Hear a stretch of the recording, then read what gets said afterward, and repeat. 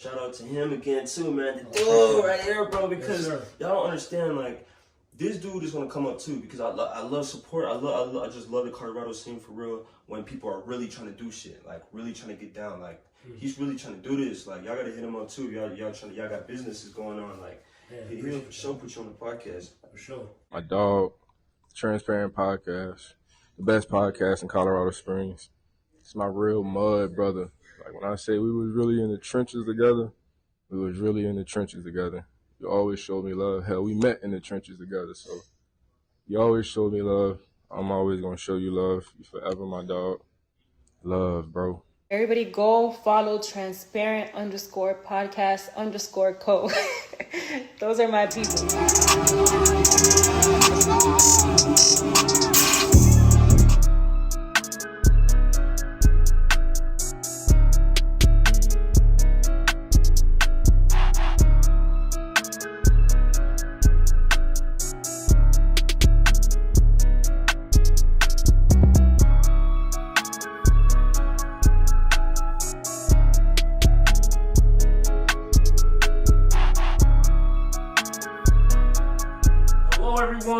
Welcome to yet another episode of Transparent Podcast. We have a very, very special guest with us today. Hey man, if you can introduce yourself to my viewers, let them know your name and then where you're from. Well, my name is Aksel. I was born in Mexico, actually. I was raised in California most of my life, though. Okay. Sweet. Man, just on camera, I want to say I appreciate you, making the time coming out today. Of course. Sitting and talking, chatting it up with us. For my viewers, probably their first time viewing you on my platform, just give them a little backstory, talk a little bit about life growing up, and maybe kind of lead into, what it is you do. Well, like I said, I grew up in Mexico, right? And I came into the United States when I was like around 7 or so. Okay. And I was raised by my grandmother when I was over there. When I came over here, really that was my first time meeting my parents. Oh wow. Yeah. That's a crazy thought, Yeah. The whole way here, I'm just thinking like how are they gonna be? Like, what type of people they are gonna be? Like, are they really gonna be my parents? Like, what if they like switch and bait? Like, once I get there, they hand me off to some other people. Like, dang, yeah, that's kind of crazy. But I say that to say this: like, when I got here, I felt welcome. I felt like I was finally home, And I started hanging out with some people. I started doing music like around 15. Before that, I did like a little bit of drawing. I did a little bit of wanted to do acting. I was in band. Like I was in like a few different trying to find like creative growing up. Yeah, trying to find. I always knew it was gonna be like a creative arena. Okay. But which one? Exactly. Yeah. So much out there. And like all the other ones I did, it was just like as soon as I got bored of them, I just stopped doing them, and then I would sometimes come back to it, sometimes not. And then music, it was like I started doing it, and then there was times where like I don't want to do it, so I like put it off. Yeah. And then always come back to it. Come back to it. There was moments where it was like I had like notebooks, man, like because I would write all day long. Wow. Like in school, I'm just writing. Like forget school, like they have nothing for me. Yeah. So I'm just writing. I'm writing. Wow. So I had notebooks. I had like crates of notebooks, and I would get frustrated and throw them away. Wow, really? It's like I'm done with this. But then you always come back. And then somehow I'm at the store like, oh, I need notebooks. Buy 2-3 notebooks, and I'm back writing like. And then my dad started a business, and at 13 I started working with my family, and alongside I was doing both of those things. I was working on my music, and I was working on with my family and going to school. So that was my whole life. Like I wasn't really the type of person that like, hey, let's go to the party, let's go to the mall, let's go to the movies, let's do this, let's do that. Like I had no time to do none of that stuff. My stuff was like education, my hobby, and my responsibilities, which was going to work, because that's how the family got fed, So it was all, everything you had was structured. Yeah, everything was structured for me. And in a sense, I didn't know it then, but it was kind of a blessing, Okay. Yeah. So seeing that like you said, you came here, met your parents for the first time, and then it seemed like you said, growing up, you knew you kind of being maybe like some type of creative type of feel, but it was just a matter of, you know, deciphering what's that's gonna be. Yeah. And then once you honed in on music, tell us a little bit about like who either like Spanish or English artists maybe were like influences to you early starting off, and then are there any new people you listen to or it inspire you? So a great memory that I have from Mexico is the first time that I heard a song. The first time that I realized what music was. You know, like we used to live in this little small town, and we had to go to another town for groceries. Wow. So, and we have to hitch a ride with a bunch of other people that are also going over there. Oh, so there's a truck that drives by, picks people up at the end of the town, and we just all go over there, right? Dang. So like I'm sitting in that ride, and the driver plays this song, a corrido. I don't know if you ever heard. No. So a corrido basically is like, it's a storytelling type of music. Okay. And basically what they just tell the stories of how it is to grow up in like a lot of it right now is like the mafia type, you know. Okay. They do a lot of that. They sing a lot about those stories. They sing a lot about, there's groups that focus on the good parts of it, and then the ones that glorify, let's say, the violence, and then there's others that tell stories like, hey, if you go this route, it's not a positive thing. So there's variety there. Yeah. But it was within that realm Okay. of So the storytelling. first song. Yeah, and I heard that. And I heard the story. To me, that's what it was. It was the story was how authentic it felt. How it was like, I don't know these people, and all of a sudden, I'm relating to them. Yeah. Like to me, that was like, I didn't understand it, but it was powerful. Yeah. And then from there, when I moved here, I felt disconnected. You know, at first, like going to school, Okay. because like different culture, they're listening to different music. You know, the first time I heard like a Snoop Dogg name, I was like, who's Snoop Dogg? Like, and man. who would name their kid Snoop Dogg? You know, like ignorant. You know, like I didn't know anything. I was used to what I was just describing. Exactly. And then as I assimilated to the culture, I started learning all these names, and I started hearing all this music, and I was like, all right, cool, like I like it. I heard the same thing that I've heard before, you know, just in a different language. It was that story, it felt real, it felt like it was coming from a place of experience. So even with the Spanish and the English, once, you know, as time went on, you still kind of found it, that similarity in like that's the storytelling type of. Yeah, like one of my favorite, I know it's like cliche to say, but one of my favorite rappers in English is Eminem. You know, alongside of like Nas, Rakim, and all of them, all the storyteller people, like that's what I gravitate towards. You know, even some of like Fat Joe records are good storytelling records. Like there's certain artists that just do that, and then certain artists that can do that and sometimes do that. You know, and like finding that's where I found like, all right, I started falling in love with it, finding those balances of saying like, all right. And then I didn't know, at that point I didn't know that people were rapping in Spanish. I've never heard that before. Oh, the rap in Spanish, okay. My cousin comes, when I was like 15, he comes from Mexico, and he buys a CD here that he used to listen to in Mexico, and we're riding one day and he plays it, and it's a Spanish rap song. And that's when I understood. I was like, wait, so I can do this. Oh man. And that was my first thought of where like, oh, okay, that's also an art, that's also a creative realm to go. And I see these people over here doing it, I'm gonna do it too. And like the first the first Spanish group that I heard was Cartel de Santa. Okay. And they're pretty big in Mexico and in Latin America, you know. They've been at it for like since the 90s. Oh, shoot. So yeah, they're established. Yeah, they're established for real. Okay. They got their own label and everything. And even in Mexico, like their first album was actually distributed through an American company. So it's like, to me, that showed me that it was a business potential there. There was something that it could be big. It could be big if done properly, you know. Yeah, for sure. And yeah, that's basically how we got into that. Man.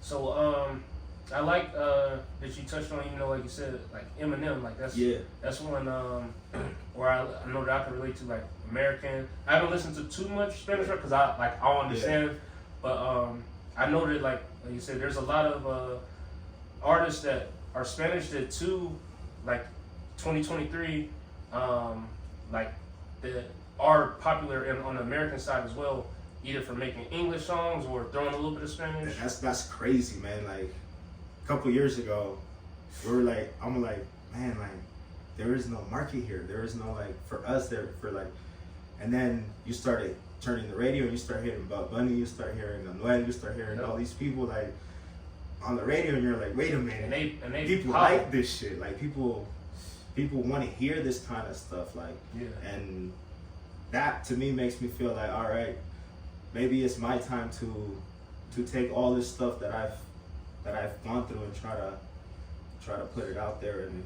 make the best of it, you know. Man, I'm glad you hit on that too, because like, do you feel and I was actually because I haven't listened to a lot of their work, but like you said, Anuel, I was watching an interview with him, or he did an interview. I can't remember how long ago it was, but he was talking a little bit. Shoot, I watched a lot of interviews. Shoot, I can't remember. Was it an English one? Yeah, it was in English. Because I seen two. He had one with I think Big Boy, and he had one with the Drink Champs. I wonder if it was Drink Champs. I can't remember which one. It wasn't English for sure. Yeah. But one of the things he touched on, and I just want to get your opinion. Do you feel that, like you said, just a few years ago, it was kind of just like, you know, you're not really sure what have you, but with, you know, a few of these artists like breaking out, especially like on the American side as well, or like the English, do you feel that, like you guys haven't really gotten your just due credit until maybe now recently, as far as like maybe on the American side of maybe like the rapper, the hip hop, like you guys just never really got your credit as far as like. I feel like that's a really great question, you know, because people always want to argue about like, okay, where did hip hop originated? What is hip hop? What is this? What is that? Mm-hmm. And like, not to say that we were there from the very, very beginning, but as soon as we saw people laying bricks, we arrived, and we're like, how could we help? You know, because like we can go as far as back as you want from the beginning of this country. Like Hispanic people have always been in this country in one way or another. Like, especially if you go like further east, we've always been in this country. So it's like we've always had a footprint on the things that happen in this side of the world. And like with hip hop, it was like there's a lot of artists, like a lot of people disregard for them making hip hop what it is. Like I said earlier, Fat Joe is an important part of what hip hop is, and a lot of people disregard that he is a Hispanic rapper. You know? Yeah, no, that's fact. They just look at him as just one of the rappers that's in the bunch, and it's like, well, yes, and that's what we want. But at the same time, you're taking his heritage, and you're ignoring that part of his heritage, and what he's representing for us. Because then we come into the culture as outsiders, you know. And because at first that's how I felt, like we were outsiders of the culture, and then it took me time to understand that. Another great rapper, Immortal Technique, you know, also has Hispanic descent. So, and they're respected within the culture. But then we go into like, let's say California rappers that are Hispanic, they're automatically labeled as Chicano rappers. Therefore, they have nothing to do with the original branch of hip hop. So they don't even get paid attention to. Dang. So there is a lot of that going on. Now, if you go further south to Mexico, they get even less paid attention.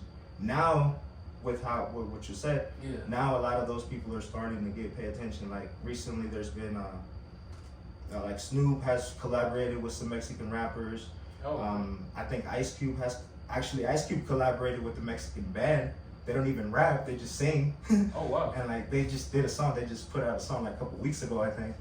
Dang, So, well, Ice Cube, crazy. Yeah, so like now we're getting that acceptance, but I feel like yeah, it was For the longest time, y'all just wasn't getting y'all yeah, just they due. didn't really look at us like that, like we were like we didn't help in no type of way to influence what the culture became, Man. you know.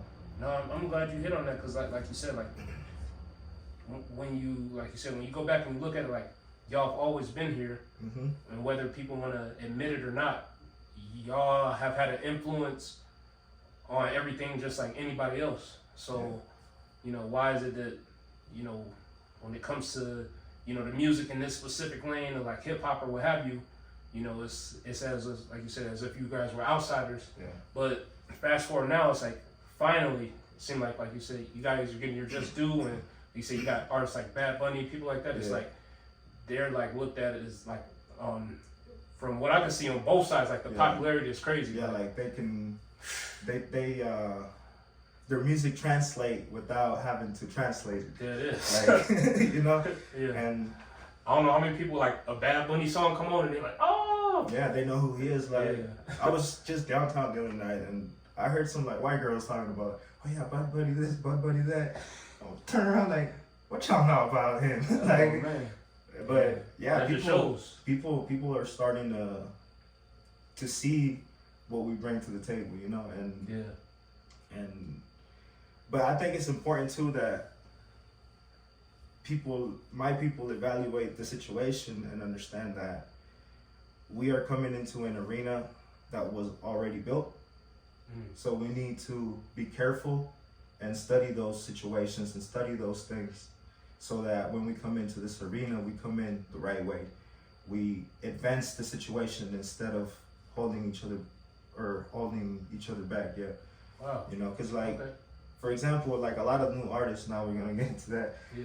I listened to a few of them, but when you really look at like how their business set up, how everything's set up, is like, you guys aren't really like, your pride is allowing you to ignore what the past generation did and what they went through with contracts, with this, with that. And you guys are allowing the companies to do the same things to you guys again. When they already set the example that that's not the only way to do business, that's not the only way we can get out there, you know? Oh, wow. So it's like, I was just having a conversation with my homie the other day. He was telling me the same thing. It's like bro, like it's been a while and we kind of need to get out there. We kind of need to do our thing. And I was like bro, like everything that we've been through, we've dealt with sketchy people. We've dealt with people that are just not about it. People who are just there because they want to see what they can get from us or whatever. Trying to benefit. And through all of that, we've learned a lot. Like that was a school. That was an education that if we came in the game early, without that, we would have been toast. They would have ate us alive. Now we have that. Now when people approach us and they want to talk about us, now we want to see the paperwork. Now we want to see what are you actually talking about? What are you going to bring to the table versus what I'm going to have to offer back? Man, I'm glad you touched on that as well. I was actually watching an interview this morning. I think it was with 21 Savage and DJ Academics, I think. But anyway, they were just talking about different things where when it comes to like, you know, I guess different contracts or who's signing with who, things like that. Have you noticed, like, you know, just from your experiences, like you touched on a little bit, like, could you touch on like maybe how or why it's so important to know kind of like as far as the paperwork side? Because like maybe a lot of people who maybe have the talent, you know, to sing, rap, or you know, things like that, but maybe, you know, the whole business side of it, they never really got, you know, that experience or, you know, dealt with, you know, people who've been on this side or this side. Like maybe why is it important to know, I guess, kind of that aspect and like what's the pros and cons if you do or don't know, I guess, the business side of it. To me, kind of that comes like a little bit secondhand because of the way that I was raised. Like I said, my dad was really early into businesses. Like at 22, he had his first restaurant. Oh shoot! And he hasn't stopped since. Oh man! You know, he's 60. Shout out to him. Yeah, he's 67 right now. Man. And he started thinking about retiring last week. Dang. Yeah. Okay. So one of the things that he always taught me was like, look, in the restaurant business, right? Mm-hmm. He started me washing dishes. Then he said, okay, you know how to wash dishes, right? Cool. Now organize everything. You gotta organize everything. You know how to do that, right? Cool. Now go learn how to cook. I learned how to cook. And he sent me to the front, learn how to check the register, learn how the register works, learn how to take orders, learn how to take the order to the table, learn how to read the tickets, learn how to do all that. Then at the end he said, a businessman has to know how to do everything because you don't have time to do everything. So when you get somebody else to come and do it for you, you gotta know what to tell them. You gotta know what to expect from them. And if you've never done it, you don't know. Man, so you have to know your business. Wow. If you're gonna have a business, you have to learn it from the bottom to the top. If not, anybody's gonna come and tell you, I had a company come and clean the hood for me. They charged me $10,000. You call the company and we only charge $1,000. Where'd the other $9 go? That person's gonna bring your receipt. Oh, we had to buy chemicals, we have to buy this, we have to buy that, and you're like, okay, cool. And then you call the company and it's like, no, we provide all this. That's within the $1,000. We provide all those things. Dropping gems. But you didn't know that because you've never called the company before. You allow somebody else to come and handle your business for you without you knowing the business first. Dang. So that's good right there. So literally you can translate that to any business right there. And like you said, if you don't know what. And if it's like a contract thing, contracts are written really difficult. So if you need to bring somebody else to translate it for you, but you're still reading it in a matter of sense, because you still gotta understand what it says. Exactly. And, Shoot, man. So it's the same thing. Man, no, and that's some good wisdom from Pops. Yeah. Definitely. Like everything that's good for me, that's him. That's the man. It's just I just listen. Exactly. That's it. I just listen and now I hope the other people can listen too. That's what's up, man. Man, I'm glad you broke that down, and for any of you watching that maybe in the similar industry or field, like definitely, take those words and just soak them and let them but sit with you a little bit. With anything, man, with this, you've been controlling this thing yourself. If somebody comes and tells you, I'll do it for you. Oh man, and they try to tell you it's this much difficult, and it's only this much difficult, you're gonna look at them like, you trying to look at me for a fool or what? Like, man.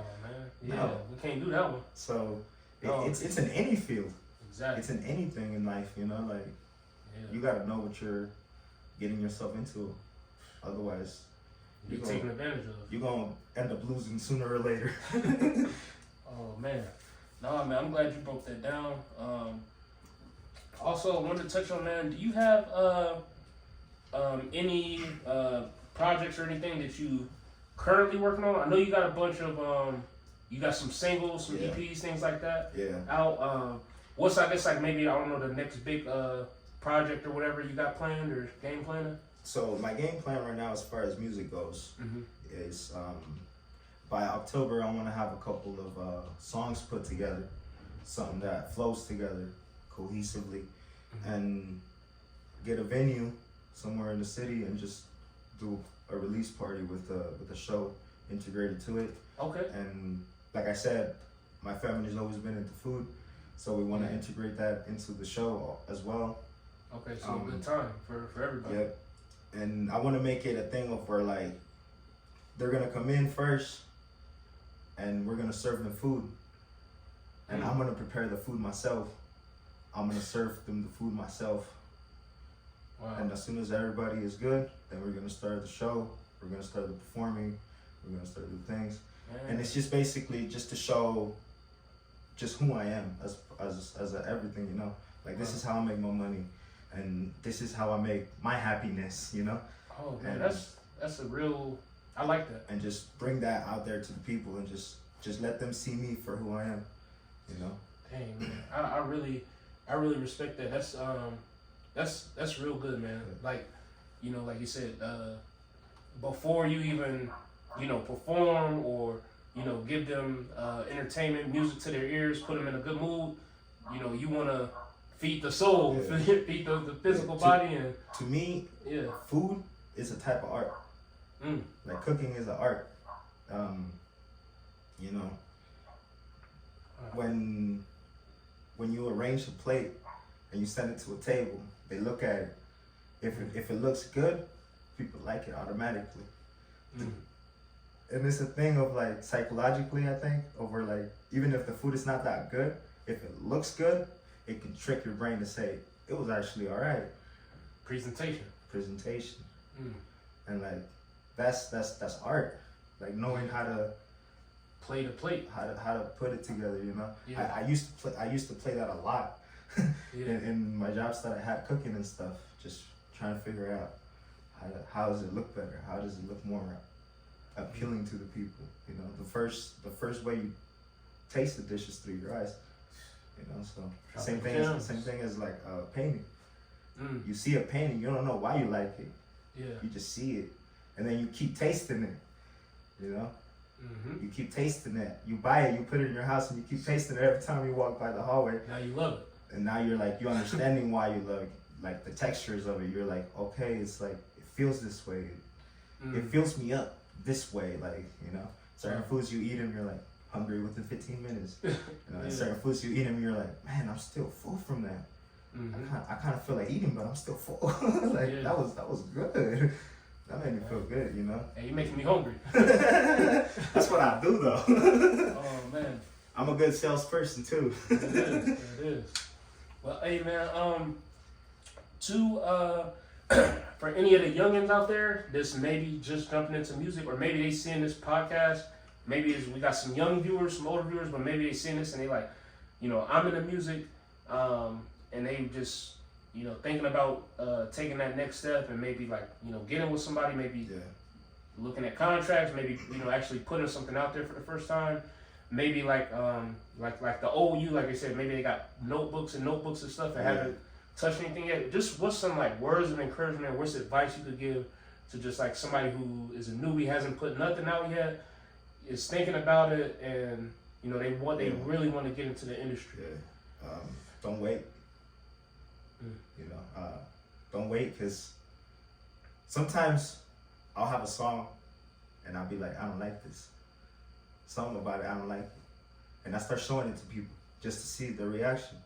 And everybody's like, I like this one. I like this one. This one makes me feel some type of way. This one, I like this one because blah, blah, blah, blah.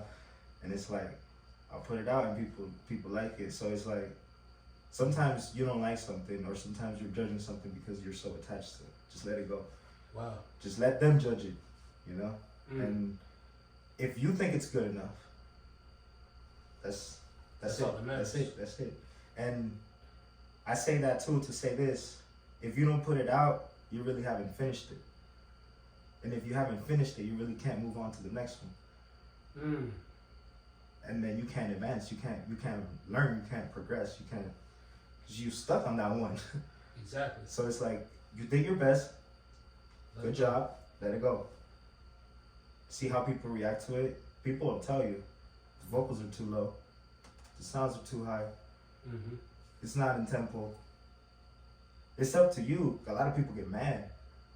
I've had comments telling me, like, back in bed, telling me, oh, like, you off flow, you off this, you off that. I hit them back. Appreciate you. Exactly what part was I off beat? Oh, right here. All right, cool. Like, do you have any experience with that? They'd be like, sometimes, nah. Like, I just listen to music. No. I'd be like, all right, cool. If they did, I would ask them, how would you fix it? It's like, okay, do this, do that. And I do that. That's important. Like, all of those things are important. Sometimes we get caught up in, I know how to do this. I've been doing this for 10 years. Caught up in the fields. The person that's never done music, that's at a rave every night or every weekend, he knows music. He knows what he's talking about. When he's telling you it sounds a certain type of way, he knows. He's listening to music every weekend. Listen, all those people are important, not just the people that know music. Wow. Like, that's a good perspective. We have to listen to people. One advice I got too from somebody else was that, like, if you ever in a studio with somebody that knows more than you and they tell you to do something, just try it. You lose nothing. But if that works, because you never know what that other person is hearing. They could have just heard a song the night before and they're like, wait, I can get that same thing out of this person and even better because of this, that, and the third. The song is better, the story is better, whatever. I love that you hit on that. And would that even go to, when it comes to the music industry, would that even tie into having like thick skin as far as like, if someone says something about your song or says like this part don't sound right or whatever, not taking it personal, but looking at it as it's just business and like you said, okay, well, if you notice this, where did I mess up and what can I, and oh, maybe I could try it, like you said, maybe, okay, let me try it this way. Yeah. And then, you know, like you said, you got nothing to lose. Yeah. But like if it turns out and you might even like it and it sounds better, you're like, oh shoot, like, okay, let's keep that then. That could be game changer. Yeah. Or, you know, sometimes you try it, it doesn't work out. But now you have an idea in the back burner. Sooner or later something else will happen and you're like, wait, that and this, that could actually work. That meshes for this situation. Let me try it out. And then you just do it and you're like, yeah, that's what we were looking for last time, but we never expected this. You know, so you just gotta trust the process at the end of the day. Yeah, it is. Like, you have to do your part and trust the process, you know, like, I'm not a very religious person, but one of my favorite things about it is help thyself, you know, so he can help you. Yeah. If you just stay there, you don't do nothing. You gotta put in some work. You can have ideas, you can have everything you want to have, you know. Companies don't want ideas. They have 500 people working for them. They all got brains, they all have ideas. They don't want that. They want products. They want something that they can sell, something that they can give to the people, you know, and there's a lot of ways to go about that, definitely. You can try to help people or you can just try to be greedy, but that's up to the individual. Man, you broke that down real good, man. For the viewers out there, like you said, you know, don't be afraid to, you know, take that advice or to try something different. And I like what he said too, if for whatever reason you don't like it or you think like, I'm not sure, just put it, you know, save it, put it in the back of your mind. Maybe something will come up, like you said, in the future that you like, okay, well, let's try this for this situation and things like that. So, like you said, whatever you got, put it out there, and that's only going to speed up the learning process and how you're going to, you know, learn from that. So, really appreciate that. And it helps you not to burn bridges with people, you know, because people got big egos. Yeah. So you don't want to bruise people's egos, especially in the industry where you need people. You can't do it. You can't do it alone. You need promoters. You need DJs. You need people to carry your speakers. You need people to set up the mics. Like, you need a lot of people. Why would you have people mad at you just because you want to act a certain way or you want to do things a certain way that is like they know better? That's what they get paid to do. Man, don't burn them bridges. Why would you? Not burn them bridges. You know. Exactly. Man. Lastly, man, if any of the viewers out there, you know, tuned in, they like what you said, they want to check you out, follow you, check out the music, man. Just plug them in with, you know, everything, your platforms, where they can find you, where they can find the music, all that good stuff. Well, they can find me anywhere, I guess. Instagram, Facebook, TikTok, Snapchat, Spotify, Apple Music, all the streaming services, all under the same name, AX space YOVA, Ax Yoga. That's it. Simple. It is. I don't like to complicate it. All platforms. Yeah. Man, I really appreciate you taking the time today, man, coming on, speaking to the viewers. Hopefully, you know, if there's someone who, you know, seen this pod for the first time and, you know, hopefully, you know, maybe they check you out.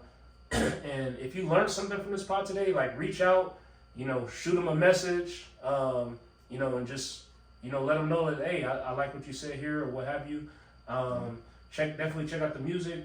I know you said you're working on some stuff, so we'll definitely be watching. And is there any project or anything that or any dates right now, or just to keep an eye out for? So I actually want to put it on my birthday, which is October 15th. And yeah, that's gonna be my celebration to myself. Okay. So that's the day that I want to do it. It might not work exactly around that day, just because of venues and stuff, but that's the day we're shooting for. Yeah. October. Okay. Yeah. So definitely in October though. I'm not making it past October because that's like summer's pretty much ended by then. So like I'm just gonna come in late just because I want to come in after all the noise. Too much noise in the summer. My man, always dropping some gems. But hey, like I said, keep an eye out. Month of October, just keep an eye out on all the platforms. You got something cooking up. So man, like again, just on camera, man, I want to give you the shake, man. I appreciate you for coming on, dropping the knowledge. To all the viewers out there, we want to thank you for tuning in and watching yet another episode of Transparent Podcast. We'll see you guys later. Peace.